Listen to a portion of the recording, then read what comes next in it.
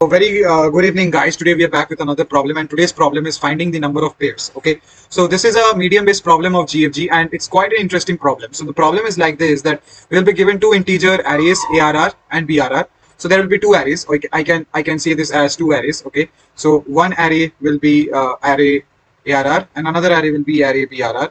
Okay, and we have to find the number of pairs such that the x to the power of y, okay, find the number of pairs such that the x to the power of y is greater than y to the power of x, okay, where x is an element. Okay, so x is like xi equals to 0 dot dot dot, and for the B array y is the element, so yi and dot dot dot. Okay, so we can say that x to the power y is greater than y to the power x, where x is an element from the array and y is an element from the array too. Okay, so let us understand this particular problem with the help of some examples. Okay, with the help of some examples. So say for example, now we are taking two arrays. Okay, so say in this array, what are the elements? 2, 1 and 6, and the BRR array I can take the elements 1 and 5. Okay, now the strategy looks like is we have to check x to the power of y is greater than y to the power of x. So let us do. Okay, so if this is x, and this is my y, so the first task is I have to check, okay, so what are the pairs I can get? The pairs which I can get is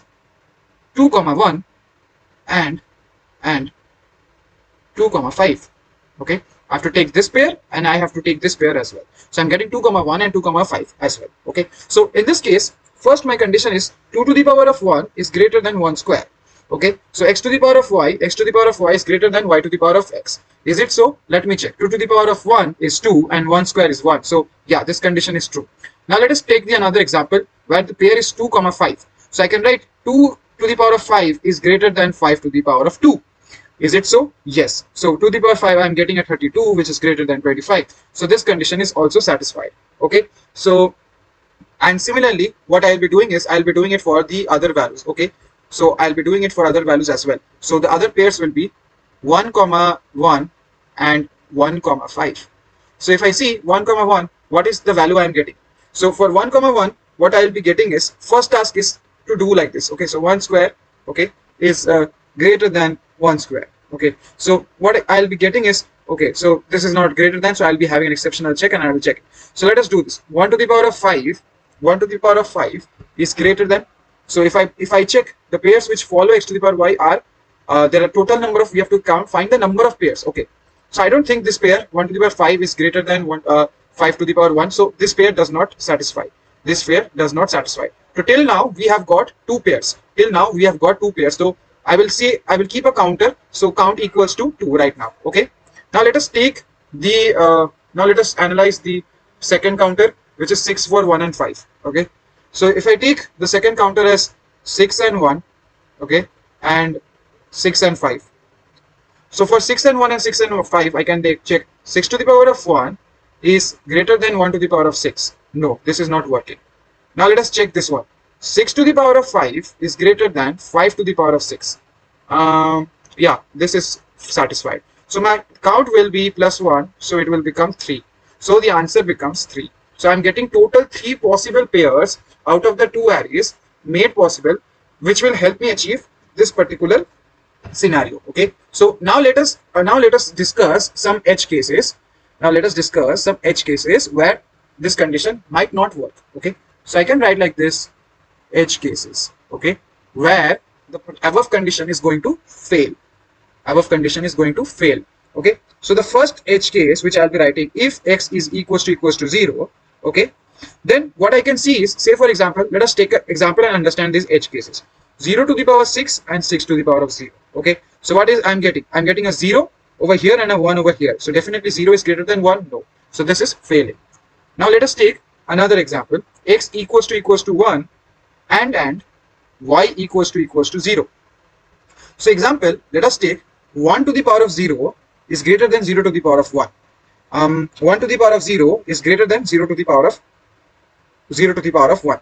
So in this case also, what we can see is it's an exception. Okay, now let us take another example. X greater than equals to 2 and y is equals to 0, or y is equals to 1. So let us take example 2 to the power of 0. Okay, since y is 0, x to the power of 0. So 2 to the power of 0, okay, and 0. Okay, So definitely I'm getting a 1 which is greater than 0. So which is again not matching the above criteria which is there in our problem statement. Let us take another situation where this can be an error. So in this situation the error can be say for example we are taking 2 comma 3, 2 comma 4 and 3 comma 2. Okay, so in these conditions what we can see is we are getting a 2 cube and 3 square for the first scenario where it is 8 lesser than 9. Okay, for this scenario what we can get is for another scenario what we can get is let us just work with this scenario. Okay, so imagine we have 3 square and 2 cube, so what we can get is 9 greater than 8. Okay, so here also it is not working. Okay, so how do we solve this problem statement, and we will be going with the coding and implementation part. So before that we should make sure that we have to sort our arrays. So our primary task is to sort the two arrays. Okay, now I'll be telling why we are going to sort the two arrays. Okay, so let us say for example we have an x and y. Okay, we have an x and y arrays, and say this is the arrays and this is also the array. I'll be just quickly erasing this part. So we have a y array, and yeah, so say for example we have both the arrays. Now what we can see is, say for example let us consider this situation. This is one element, this is another element. Okay, so we can say this element, we can give this element a pointer, say I. Okay, and for this element we can give this element as j. Now what is my total length of the array? The total length of the array I can take, this is my total length of the array, as n. Okay, now let us assume the value of I as 2. Okay, over here, and let us assume the value of j as 5 over here. So what we can see is 2 to the power of 5 is greater than 5 square. So we are getting a 32 is greater than 25. That means whenever we are sorting the elements, what after 5 the values will be in sorted order. So we can get 6, 7 and 8 over here in sorted order. So that's the reason we are going to sort the two arrays in the start only. Okay, so now without any delay let us go with the coding and implementation part of the. So over here what we can see, we have a template of count pairs. Okay, so my first condition is to sort the arrays, as I told you guys. So I'll be writing arrays dot sort by using the inbuilt method. I'll be sorting the array x, and similarly I am going to sort the array y. Okay, y. So once I have done with sorting, I'm going to take the counters for each type of elements, 0, 1, 2 and 3 and 4. So what I can take the counters as, the count for 0 is equals to 0, C1 equals to 0, I'm initializing basically, C2 equals to 0, C3 equals to 0, C4 equals to 0. I've initialized all the counters. Okay, now what I can do is I can traverse through the array. So while traversing I can say I'm to traverse the second array. So this is my loop counter. So if I'll be having multiple if statements, so I can check the values for handling the edge cases. Okay, so before that I will be checking if my c is equals to if my c is equals to 0. Okay, then what I'm going to do is I'm going to do a plus plus c0. Okay, I'm going to do a plus plus c0. I'm going to increase the count for the c element. Okay, otherwise I'll be having an else if function. If my c is equals to 1, then I will be doing a plus plus c1. Okay, similarly I'm going to take this for multiple times. Yeah, so for c1 it's done. C2 I will be having a c2.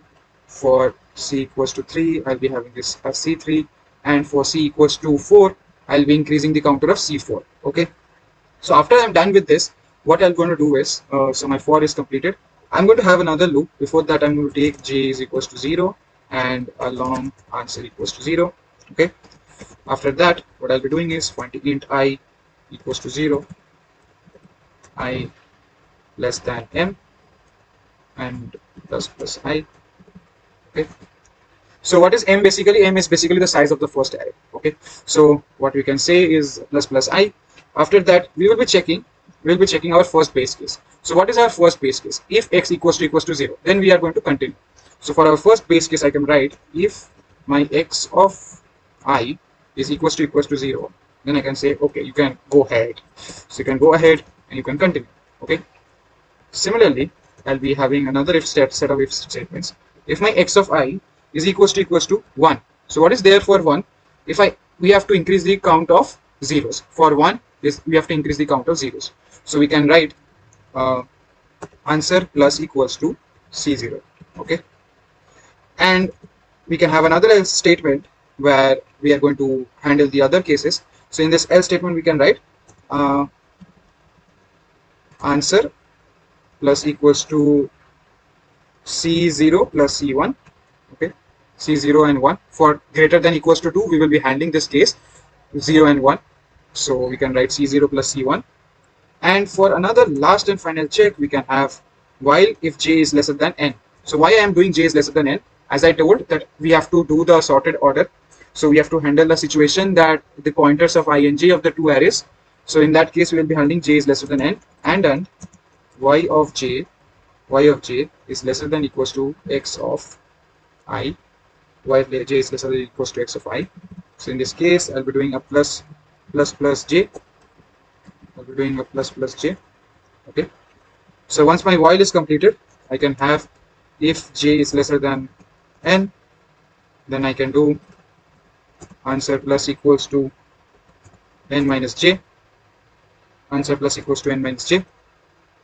After that, what I can do is if x of I is equals to 2. So for 2, we will have another edge cases as 3, 4 and 2 we have to deal over here. So what I can deal is x of I is equals to 2. So answer minus equals to C3. Okay. And answer minus equals to C4. Okay. Another situation. So can write if x of I is equals to 3, then my answer plus equals to C2.